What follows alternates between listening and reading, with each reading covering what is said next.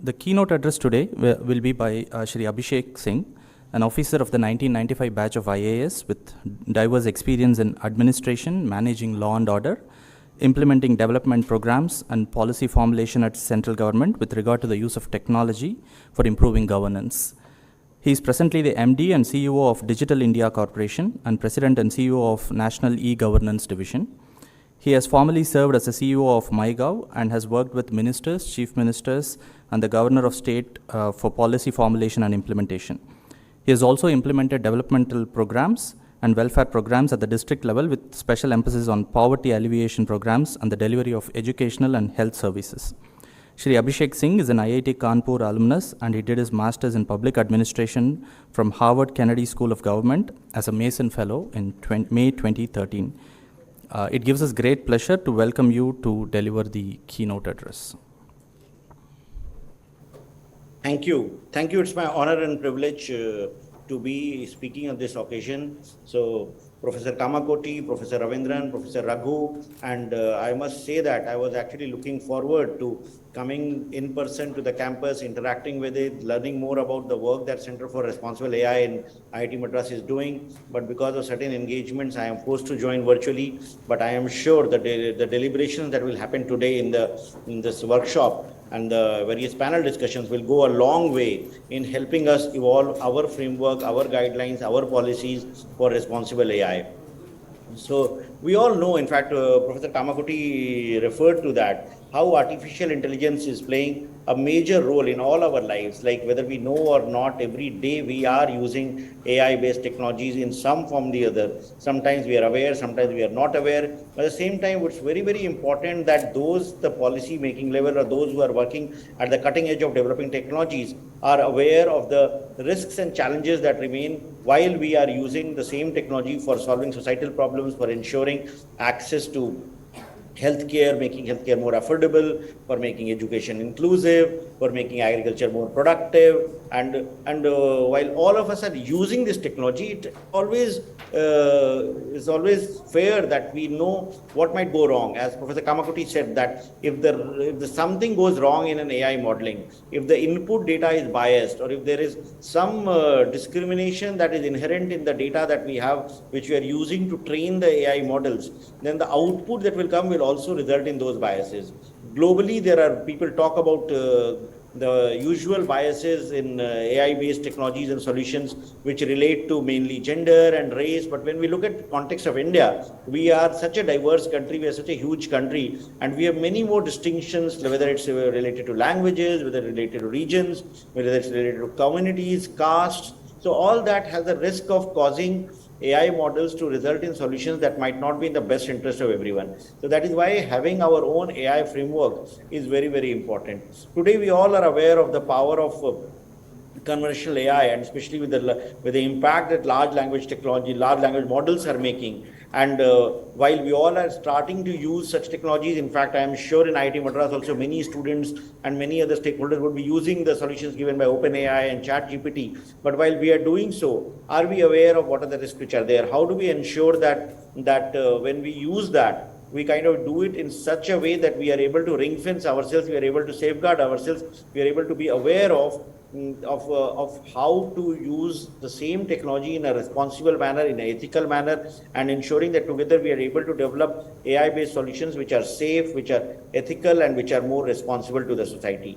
The other issue that comes in, like of course, we all are aware of the top tech leaders, the more than 1,000 tech champions across the world came up with a call for pausing in training the most powerful AI systems. And that was also with a concern of developing the responsible and ethical AI framework before we go ahead and develop more robust and more solutions which are much more powerful. And so that risk is there, but I would say that instead of thinking of pausing research, what we need to expedite, what we need to push forward is to develop the responsible AI framework, the ethical AI assessment tools, and ensure that whatever solutions are being developed conform to those guidelines and framework. There are several such solutions, several recommendations on ethical AI which have come up. In fact, the UNESCO's recommendations on ethics of AI was adopted almost unanimously by all the 193 member countries.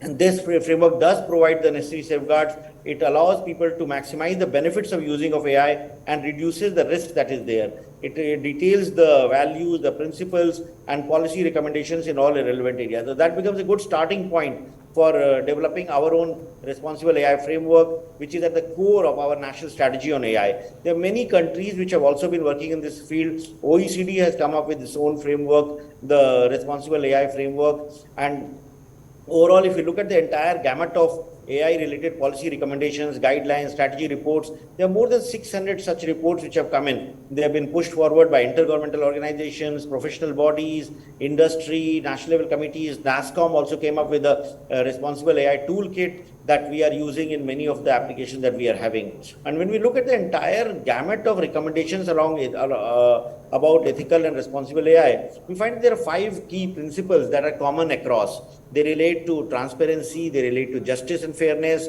they relate to non-maleficence, responsibility, and privacy. And while these 5 principles can be the good starting points, but we need to also think of like what is the regulatory mechanism or what is the implementation mechanism that we can put in place, which will ensure that all those who are developing AI-based solutions or deploying AI-based solutions actually conform to that. And what happens if they don't? Like explainable AI has been talked about a lot, but in many cases we have found that even though there are companies and startups and researchers who say that yes, they are all for explainable AI, but when it comes to developing their solutions, then for various reasons they do not adhere to that. In such cases, what can policymakers, what can governments across the world to do that, to ensure that conformance to such guidelines and frameworks is ensured? We saw how European Union's AI Act was finalized after months of negotiations, months of deliberations. So there are many countries which have got legislative interventions. We are also thinking of, right now we don't have a law in India to regulate AI, but as and when the Digital India Act comes in, there will be provisions for ensuring that whatever guidelines are required and wherever we have to enforce things legally, that is those provisions are there. So while doing so, we need to always think of like how do we do light touch regulation so that we do not limit innovation, we allow innovation and creativity to prosper and more new solutions to be developed. At the same time, the basic tenets of ethical and responsible AI need to be protected. We also have the private sector across the world, whether it's the Googles or the Microsoft or the Facebooks or the IBM, Intel, they also have come up with their own guidelines for developing ethical AI. But whenever we look at such corporations, the big tech, even though they come out with their principles of ethical AI, but very often we see that at times they are in conflict with their commercial interests. So even though they might want to say that they are all for ethical AI, but in the other actions that they do with regard to use of data for targeting advertisements or use of data for pushing products, they might not appear to be as ethical as they are claiming to be.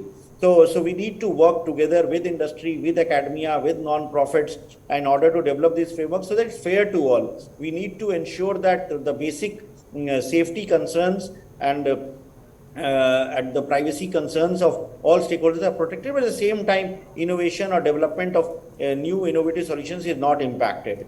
And this is at the core of our strategy on responsible AI.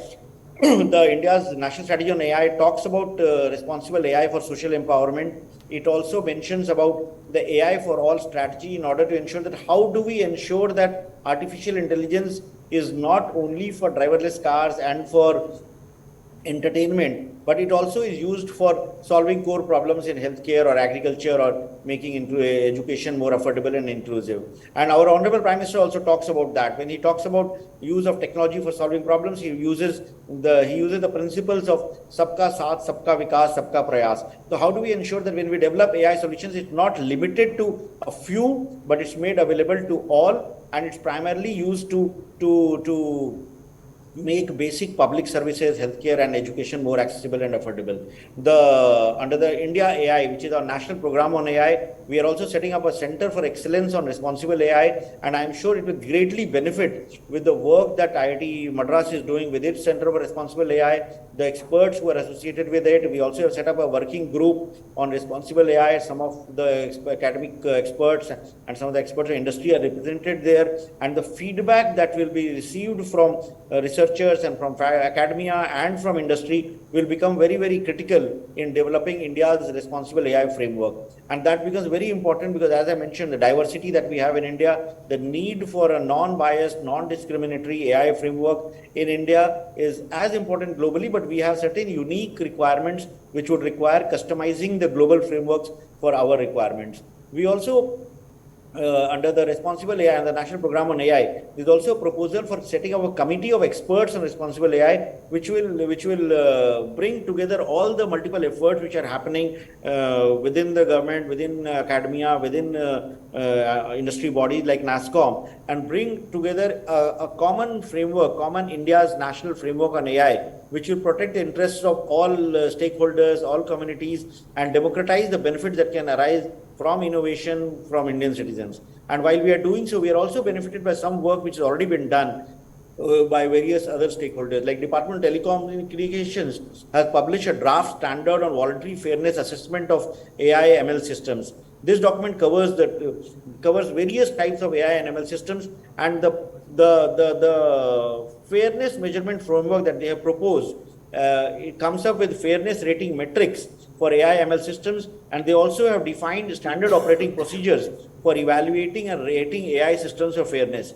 So when we are developing the India's national framework for responsible AI, the work that has been done for the fairness assessment by Department of Telecom is a very, very important input that we are looking into. Similarly, the BIS, the Bureau of Indian Standards, they have an artificial intelligence sectional committee. They have also proposed a draft Indian standard which is identical to the ISO standard in this regard.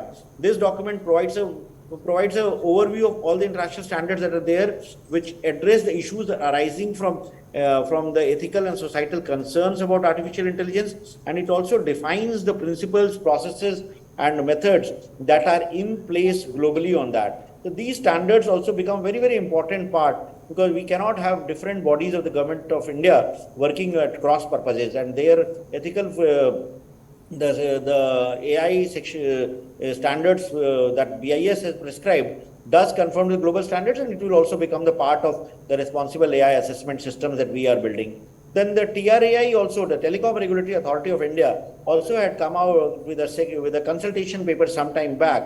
And what it does, it also outlines the risks of AI which are there and what all can be done to mitigate those risks, and while ensuring that we are able to leverage artificial intelligence for the betterment of society. And the paper that they have published does address a lot of concerns around that, and we are looking at this paper also when we are finalizing our framework for responsible AI. And this will also become very, very relevant this year in particular, because as you might be aware, we are the chair of the GPA, the Global Partnership on Artificial Intelligence, and we have planned the annual summit of GPA this year in December. And the India's framework will be presented to this forum in December, and will be presented to the forum in December. And we are also working with the global community in ensuring that our framework, our assessment guidelines conforms to those requirements. And then we also have, as part of the GPA, several working groups which are working on various sectors relating to AI and development of AI. One of them is, of course, data governance. And the data governance working group convening, we have planned on the 1st of June. And I would hope that some of the experts who are joined today also join in this working group convening. It's a virtual convening on 1st of June, I think in the evening, and we'll be sending the details of that to Professor Ravindran and all the experts who are here today. So, and the recommendations of such working groups will also go forward in finalizing our strategy that we'll be presenting in the GPA summit in December. So all that I would say is that the way we are developing our responsible AI framework with the working groups, with the convenings, with the discussions with the experts, is in line with the objectives of this conference that is happening in IIT Madras today. And I am sure the work, the deliberations today will go a long way in helping us finalize and fine-tune the strategy that we are making, and the responsible AI framework that India will evolve. Maybe it will become the gold standard for the global community to also adopt. So the kind of diversity that we see in India and the kind of digital adoption that we have seen in India is not there anywhere in the world. So I once again congratulate Professor Ravindran, Professor Kamakoti on the launch of the Center for Responsible AI at IIT Madras, and hosting this conference and giving me this opportunity to interact with you all. And I'm sure the deliberations will be shared with us and we will use it for finalizing our responsible AI framework. So I congratulate you once again and thank you for giving me this opportunity to be talking to you today.